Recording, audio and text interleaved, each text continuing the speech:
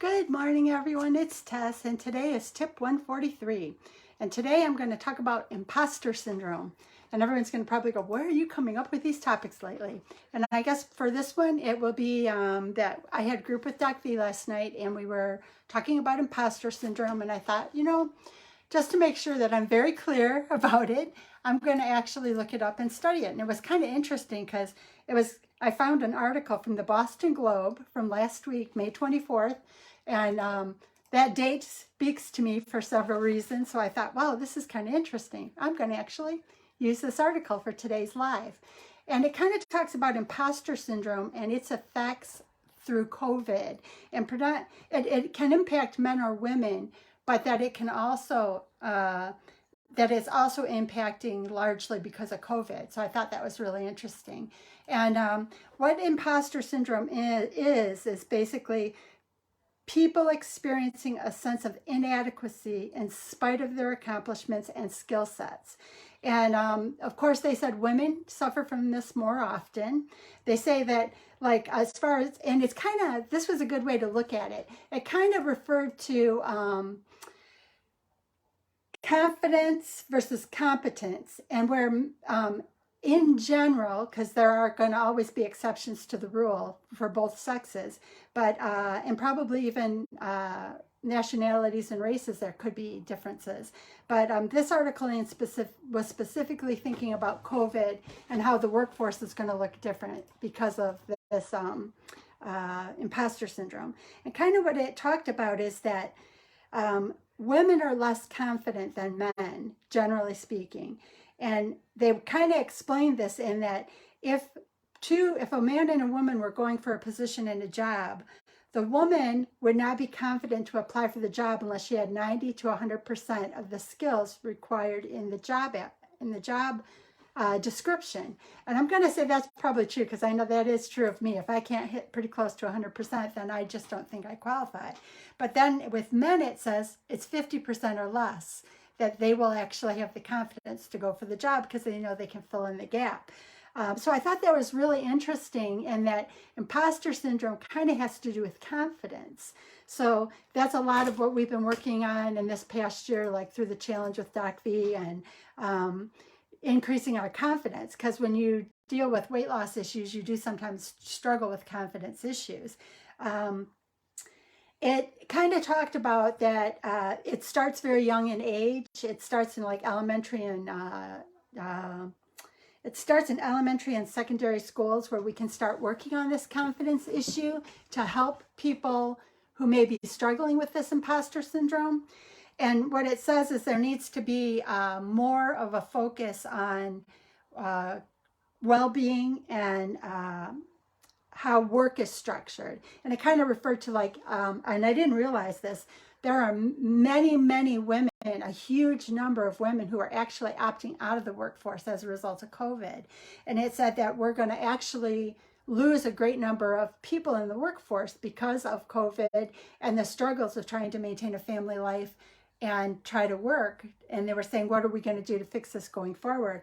And they were just saying that, and we're seeing this across the board, employers, in order to retain some of the best candidates, are going to have to be more innovative and flexible in work schedules and work hours.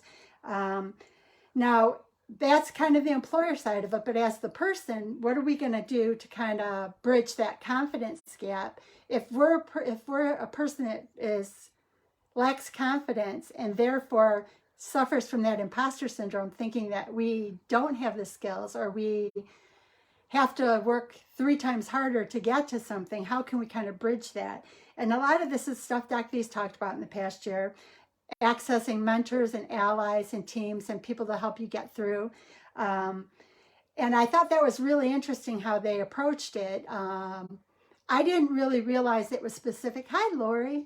I didn't even really realize that it was a confidence issue, and I guess I should have realized it.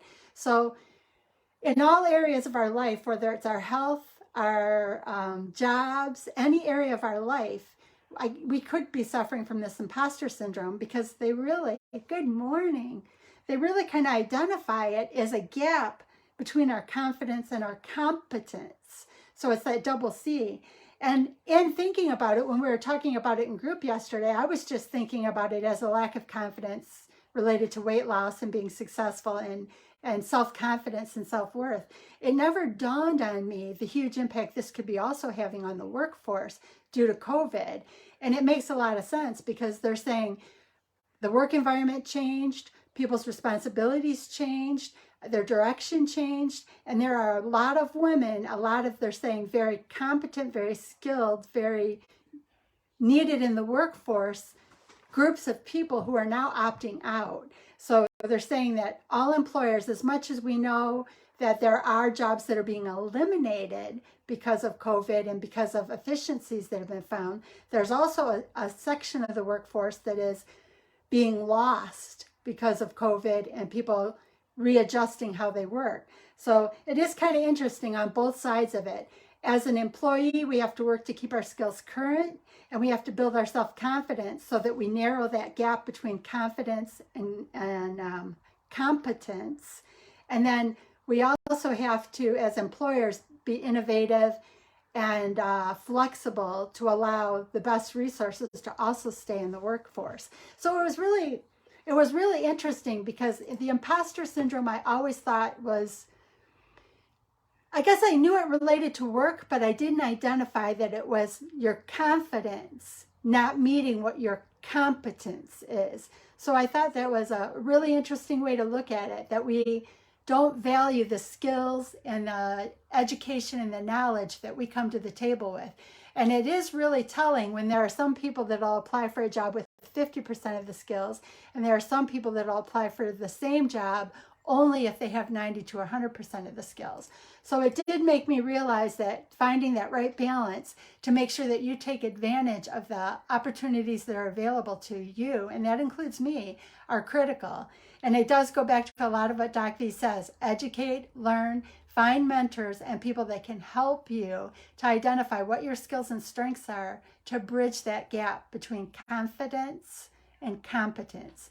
So I think all of us out there, we have to recognize and realize all the gifts that we have to share. And if we're struggling with realizing it, reach out and get the teams or the mentors to help us bridge that gap. So my wish for you is to realize how valuable you are today and to share that confidence so that your competence shines through. Thank you so much, and you guys have a beautiful day.